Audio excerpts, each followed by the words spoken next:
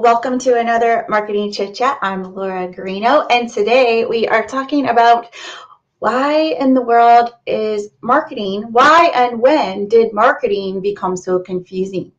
And then really how to fix it. I have a feeling I'm going to be a little preachy today, so I'm really sorry if it comes across that way. This is just so important. And it bothers me when, like, in an industry, sales, for instance, right, where people say, oh, you're in sales. Oh, you're this slimy, used car salesman type of thing. Well, I have issue with that, just like I do with digital marketing, because my dad was a used car salesman and a used car lot owner for most of my life, all of my life. So there are good people. There are people who know what they're doing. There are people who have your best interests. You just have to find them and then ask me about people. Who do I trust, right? So today, digital marketing, why is it so confusing, right? All right, first of all, I think the big switch happened when most of us started to use email and the internet on, maybe not on the regular, but when we first started to use it. So for me, my first, dial-up connection was 1995 on a used Mac. So a lot of people had been using email before that. And there was one of the first mass emails, right? That actually, I think the number is, it successfully made $13 million, even though it was spam, just pure spam. So when we started using the internet, when email happened, right? 1998, the word spam was added to the English dictionary, and not until 2003 was the Can Spam Act kind of initiated. Like, this is a problem. Actually, in 1999, Seth Godin was kicked out of the Direct Marketing Association for his views on permission marketing, what we know today as opt-in marketing. Isn't that crazy? I mean, you get mad when people send you emails that don't belong in your email box, that you didn't say was okay to send. But the Marketing Association, like, no, that's what we're doing because it did work. It still works. It's still your number one ROI that you can do as a business owner, small business owner. It's still the number one return on your investment is email marketing, but it has gotten a bad rap. So I think another big adjustment was, so in 2006, I was recruited from advertising, sales, marketing into technology at an IT consultancy. And those were the first, while I was there, was the first time that I heard the word SEO, and they were doing mobile marketing at the time. A little different. Nobody, everybody didn't have, people had smartphones. There was the Trio, right? That was my first one back in 2000, 2002. But not everybody was carrying a smartphone around yet. But in 2000, but they were getting close, right? And 2007, somebody walked into the office and said, hey, have you guys heard of Twitter? And then I'll never forget that day. And then 2009, right, email marketing platforms kind of came out where you could send mass emails that actually showed up in people's emails boxes the way that you had intended to send them.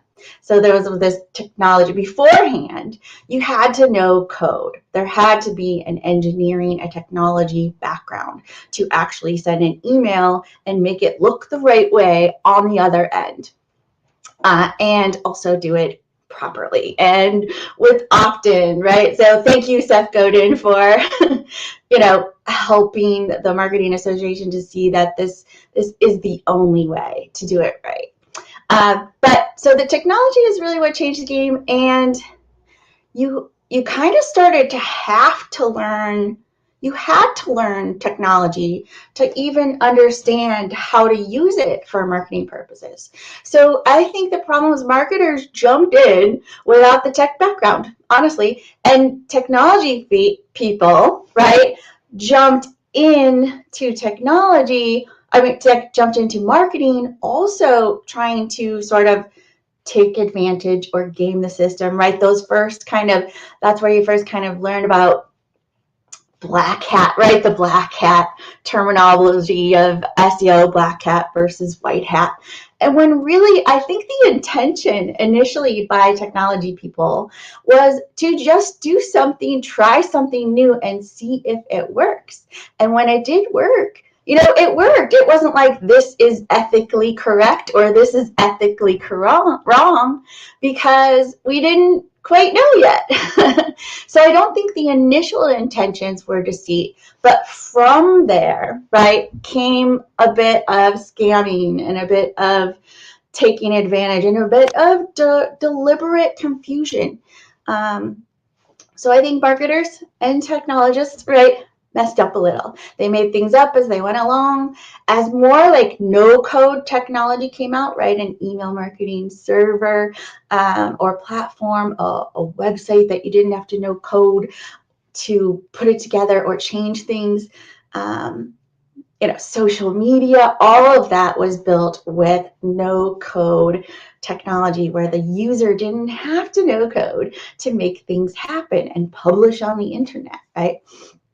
So there was a bit of hacking in way back when, right? And when I mean hacking, I don't mean like how we use it today. I mean the unsophisticated, crude, like way to use something that's really improper or not good in the long term, right? Today we use hacking a little differently, but and then the terminologies. So marketers started, making up terms instead of keeping consistent with the tech industry, right? And vice versa, because technology was thrown into marketing too because they had to be, just like marketing was thrown into technology. So let's see. They didn't keep consistent with the tech industry. So both marketing, technology, and business kind of felt those overlaps, started making up their own terms, which confused terms. Instead of using, tech functions, the tech functions across industries, they started using buzzwords, especially marketers were using buzzwords that they didn't fully understand, which is annoying. And then another reason, right, is the world continued to keep marketing and tech divided, separate, way past appropriate working conditions of an organization. And marketing really continued to be separate from technology in universities, agencies. Heck, even today, like some of my recent projects have been developing, putting a digital marketing division into an agency, a marketing agency that still doesn't have its own website developers, doesn't have its own tech, doesn't have its own marketing technology, doesn't have anything integrated between here's the business, here's the marketing, and here's the technology to put it together and automate things, right? It's kind of, it's a hard thing to do, but it has to be done. And we just waited too long. The industry, the world waited too long for this. So how to fix it, right? That's what you really probably want to know. All right, I have got 4 main points for you for how to fix. Number 1, stop separating marketing and technology. Just stop it. Realize that there are separate skill sets for these two things. So it's not always one person, right, who does marketing, who design, web development, and web design, right? Those are 2 different people. There are platforms that allow web designers to use no-code technology, but they're not the same. It's not the same thing. It's 2 different people and 2 different skill sets. So there's an marketing ops. There's a whole marketing ops, marketing technology.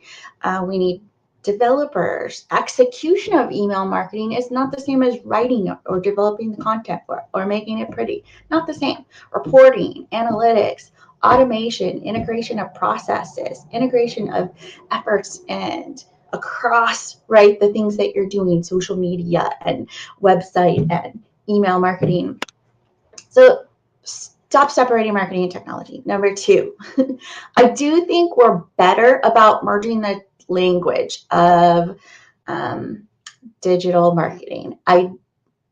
Merging the language of technology and marketing. I think it's better, but it's still way behind. So with schools educating now from a perspective and a foundation of technology, I do think the language is becoming more standardized, but it needs to get better. And I do see that computer science is even stressing like design first engineering and user experience. And some of those marketing foundations of how technology interacts with people, right? And the best ways to do that.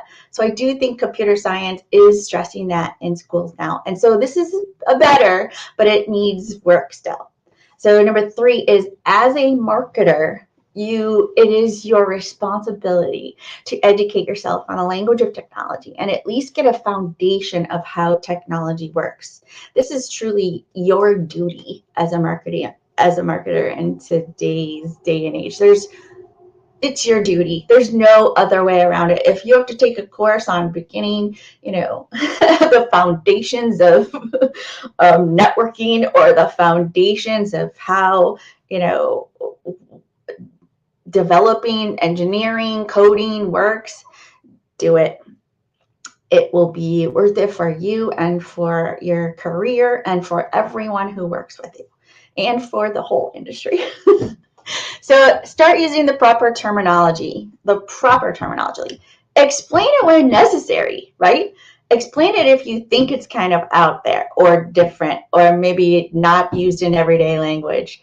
But you need to be using the proper terminology at all, whenever you can. Sometimes you can't, but always explain it when you think it's.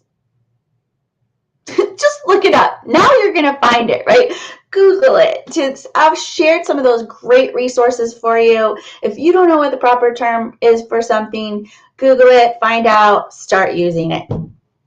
Okay, and when reporting, marketers, keep it simple. Like, don't confuse your stakeholders with too much data, too much information. Have clear goals and objectives that are measurable.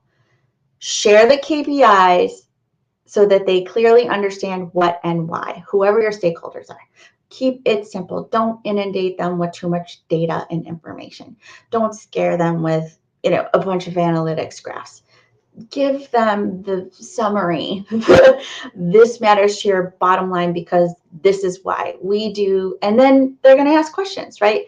Why do social links matter, right? That kind of thing. And marketers, integrate your data across departments, across platforms. This is where you need your technologists' help, right? Or find the right platforms that put it all together for you, dashboards, that kind of thing. There's some great stuff out there today. But keep all the nitty-gritty data as there, right? Background, if we need it, we'll use this. If someone asks for it, let's go find it or have it ready, right? Number 4, as a business owner and operator, it is your duty to ask questions. If you don't know or understand, have the courage, the confidence, the darn care for your own gosh darn company. It's seriously your responsibility to ask questions. It's your responsibility to review the reporting, the KPIs, to understand the key metrics, to keep your team focused on the vision and the bottom line, and helping them with the tools and people necessary to integrate those efforts, integrate those departments. understand you need a marketing ops person at least, right? If you're a larger company. So business owner, operator, you're required. I want you to be required to attend at least quarterly meetings with quarterly reporting, marketing meetings at the very least. Monthly, better. At these meetings, this is where you are asking your questions, right? And you're keeping the focus on the right thing. If you need to, right, require that your vendor or your marketing manager or whomever is sharing the reporting with you, require them to give you the summary, the 15-minute snapshot, and require them to allow 15 minutes for Q&A and ask all the questions. It really is your job too. Really big deal here. Don't think, business owner, operator, please don't think that you can hire one marketer to do design, email, copywriting, sales, customer service, social, paid, website development and maintenance, photography, like audience growing, branding, analytics, marketing ops, technical execution, etc. Don't think you can hire one person to do all of those things. If you only have a budget for one person, right, make sure it's someone who can keep everything together, manage the vendors, integrate it, put it all into a 15-minute snapshot for you. And that's what you talk about, not how many social likes you got on a certain page or image or whatever. So and then pay scales are like embarrassing between like a technology project manager and a marketing project manager, like 25 to 50% less. So no, business owner, operator, without a strategic growth marketing outlook, whether your CEO has that or you have that, the person in charge of your company, without that kind of outlook, you will not win today. You will be left behind. Those product first companies, those manufacturing first companies, right? They are falling behind big time. And without a CEO or a person in charge if you hire a CEO or a, director, whatever, someone who is directing your whole organization and responsible for it. If you hire someone with a marketing background or preferably, or a technology background and focus from where they're coming from before they're with you as your CEO, you are going to win. It's just the way it is. So change your focus. Your product-driven owner, where marketing is just an afterthought, or you pass along, here's the new product we developed, go market it. That is a disaster, and you will not win going forward. The others will.